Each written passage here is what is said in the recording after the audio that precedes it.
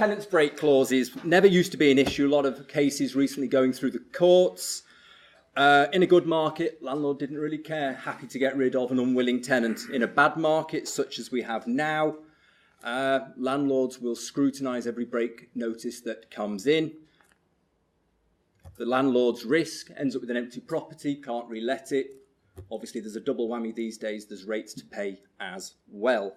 Right, on the subject of managing your estate, managing your portfolio, we've talked about, or Graham's talked about break clauses, which again, as a local authority, can hit you from both ends. You might be the landlord receiving break notice and trying to find excuses to keep tenants on the hook. You might be serving them. We've talked about prescriptive easements.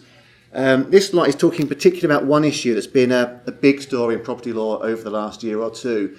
The issue of the position of lease guarantees, what happens to the guarantor under a lease when the lease is assigned, in which what the tabloid property press are calling the Arga saga. Charles Terence Estates Limited in Cornwall Council. Anybody from Cornwall? I don't think so.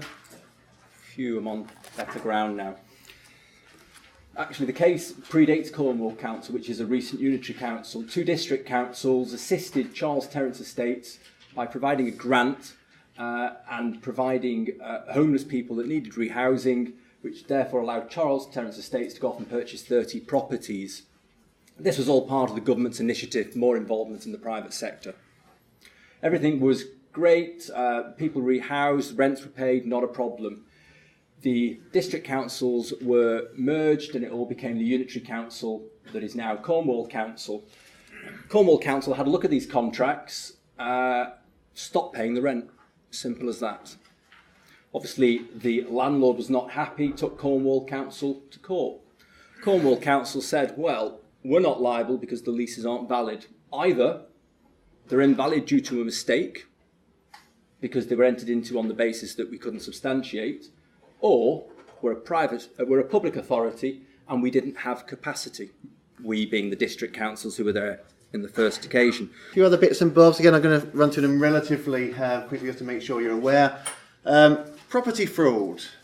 On the increase, been a big issue for a few years now. No one is immune.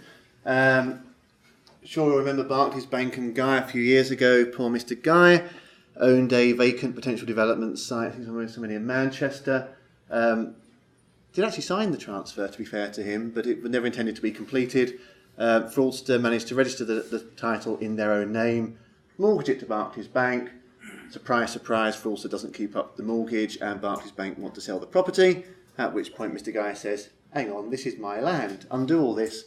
And the courts say, well, actually, because Barclays Bank took a mortgage from the registered proprietor, the whole basis of land registration is that if you're dealing with the registered proprietor, you are protected. Therefore, Barclays Bank can sell the property. They said we can undo the fraudulent transfer, because that shouldn't have been registered, that was a mistake, but we can't undo the charge. Poor Mr. Guy lost his 48-acre site worth reputedly somewhere in the region of £30 million. Anyone here get involved with their authority's CRC, either in terms of the admin side or trying to improve your carbon position? No, you do a bit. Again, I'm sure we're all aware, it came in, the idea is that medium to large sized businesses and public sector institutions need to reduce their carbon emissions. The idea is that you'll have to pay per tonne of carbon emissions and that you all get named and shamed in the public league table. Originally there's going to be financial rewards for people who did well, but that's now gone by the wayside when the Treasury realised that they were going to collect £1 billion a year, which they could find other things to do with. First league tables were published in November. Said they're probably being generous when I say mixed performances from local government. The government's own Committee on Climate Change suspects that local government has the biggest challenge on CRC because you don't have the same resources and flexibility available to you as the private sector to improve your performance. There's a danger of reputational damage from appearing down the tables. No one here seems to be involved too much, off the gentleman here, but again, the first allowance sales are coming up soon, so authorities need to make sure they've got that in hand, make sure they're going to buy the right allowances at the right time. And going forward, there's going to be a general issue on estate management.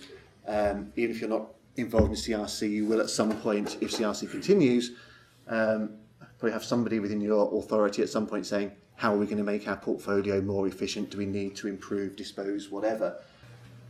Surprised me the interest we've had in this from local authority clients. I think competition law businesses rather than local, but there's been an interest in it. There was an article, I think, in local government law last year, not one of ours, which said that this is the biggest change to hit property law in a century. I think might be overstating it slightly, but nonetheless, it is relevant. Sure, most of us are aware, basic competition law, it can't be anti-competitive, and the Competition Act prohibits agreements, restrictions, practices which affect, remove, distort competition.